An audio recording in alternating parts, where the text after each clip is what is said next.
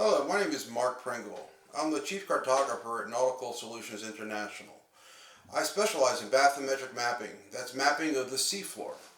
We actually get out and do some bathymetric surveys ourselves, and what's neat about it is that the seas are really a mystery. Only 5% is really known. 95% of the sea is a mystery. And we're trying to learn more every day. We gather information and new surveys, and we gather new bathymetric data all the time to see exactly what the seafloor looks like. And one of the interesting things you can correlate with the seafloor is actually how God formed the world and the effects that floods have had on it. One in particular would be Noah's flood. And I want to talk about that today because there are some signs in the bathymetric seafloor that can kind of correlate with Noah's flood. First, I want to go back to Genesis. I am a person that takes the Bible literally. I believe the world was created in 6 days. I believe exactly what it says. It's very clear to me. And so it's neat when you can kind of fit things that you find in the earth and find in discoveries to what it actually says in the Bible.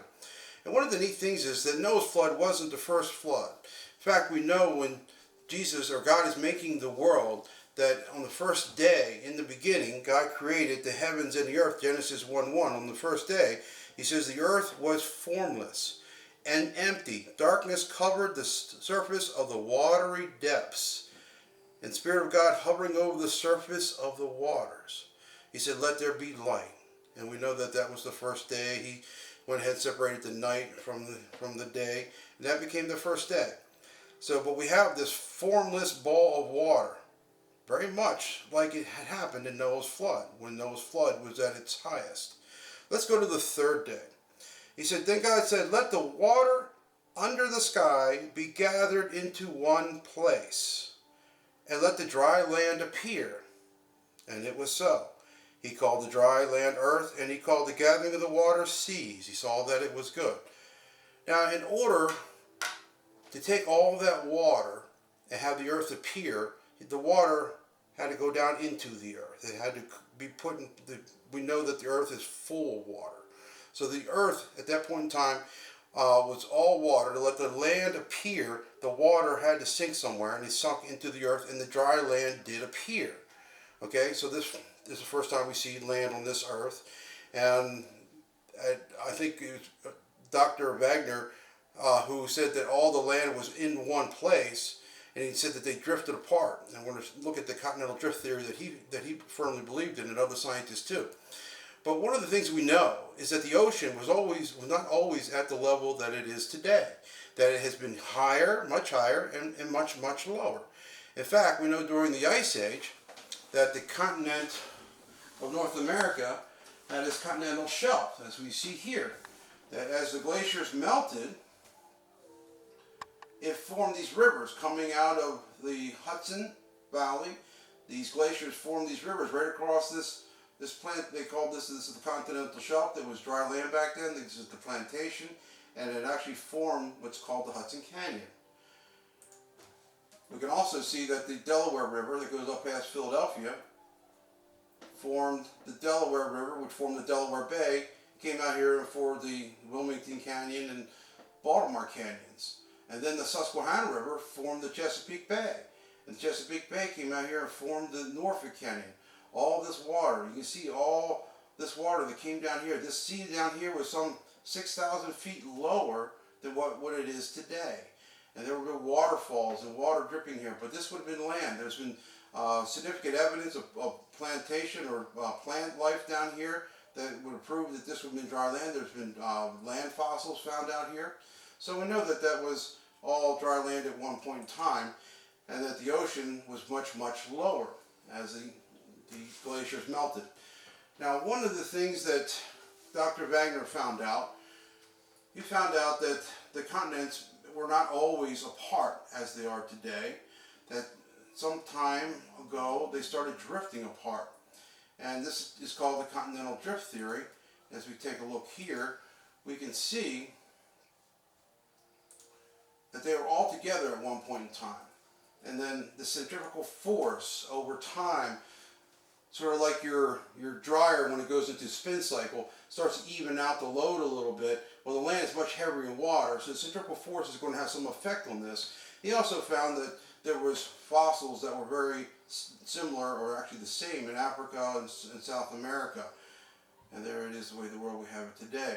He also found that the same plant life was also seen in Africa as it was in South America.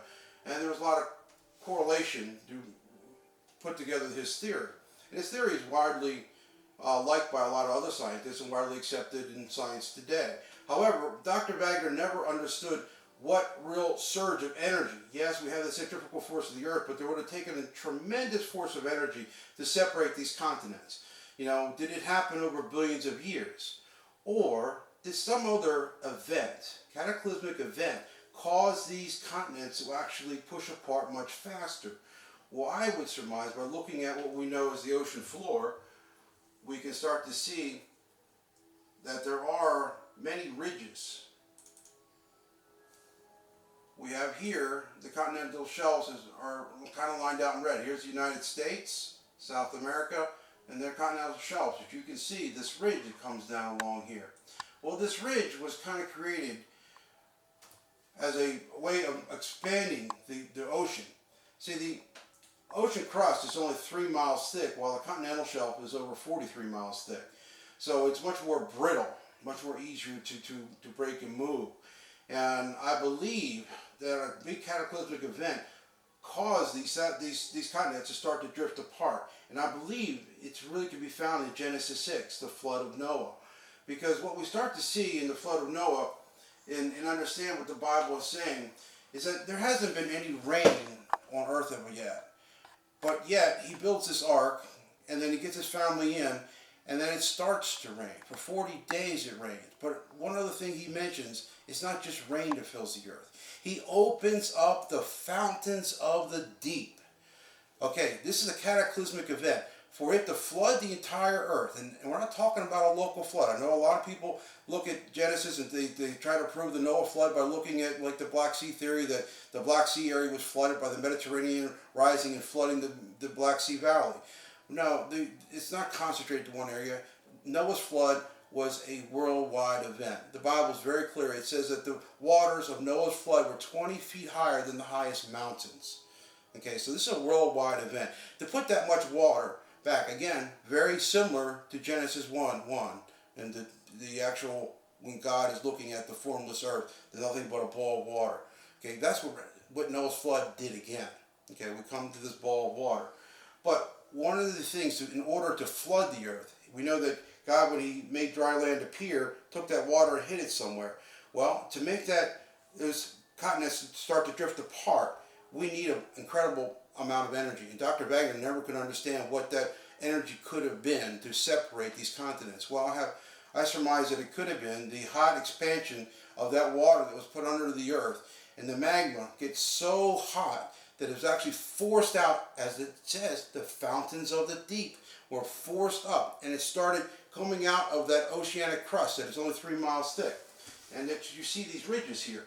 And these ridges are really formed by this. They are the hot magnet coming up underneath and hot water coming up and forming these ridges and pushing the continentals apart. This is convection current. So these actually continents are moving away. North America, South America, moving away from Africa and Europe, okay? It's still happening today, but something happened at a very fast rate.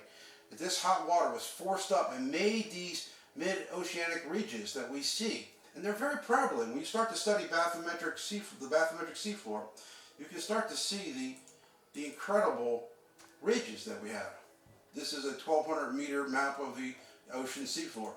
You can start to see these ridges here. These ridges are all that would have been where the fountains of the deep would have spewed their magma, all the hot water coming up, separating the continents at a much faster rate than originally thought.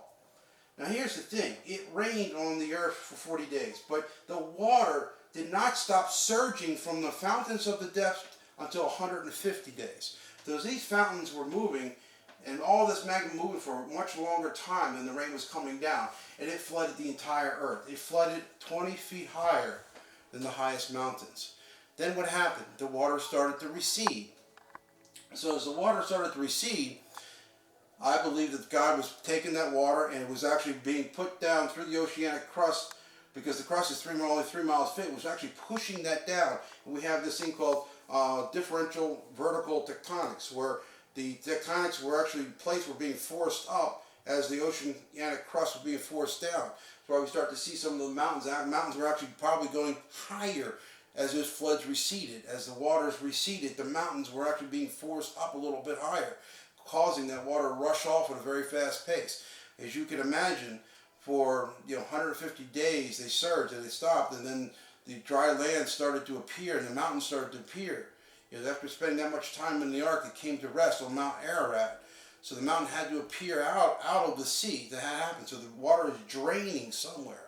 And I think it's actually pushing down the oceanic crust. And the continental shelf is rising up out. And the water became a balance to what we have and see today. So this is just my way of looking into it, of seeing some of the neat evidence that the crust of the ocean floor can offer us with the bathymetric mapping of it.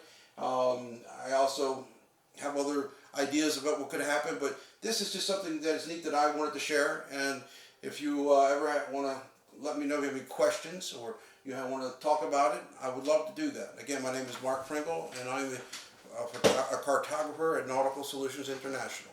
Thank you for listening.